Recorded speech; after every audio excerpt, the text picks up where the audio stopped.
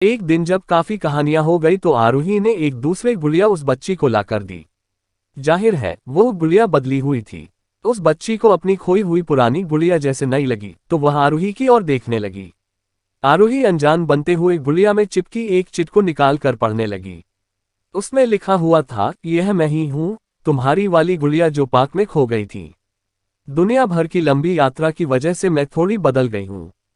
बच्ची को इस गुड़िया और आरूही पर विश्वास हो गया। वह गुड़िया लेकर घर चली गई।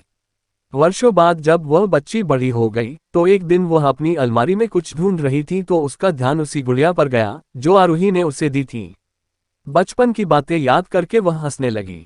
उसे सब समझ आ चुका था कि आरूही ने कैसे उसका मन रखा। उसे उस गुड़िया पर फिर प्यार आने लगा। वह उसे बड़े गौर से देखने लगी।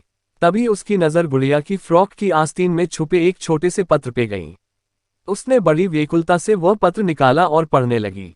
पत्र में संक्षेप में ये लिखा हुआ था, हर वह चीज जिससे तुम प्यार करती हो कभी न कभी तुमसे खो जाएगी और जो तुम्हारे पास होगी वही तुम्हारे लिए सच्चे रूप में बनी होंगी।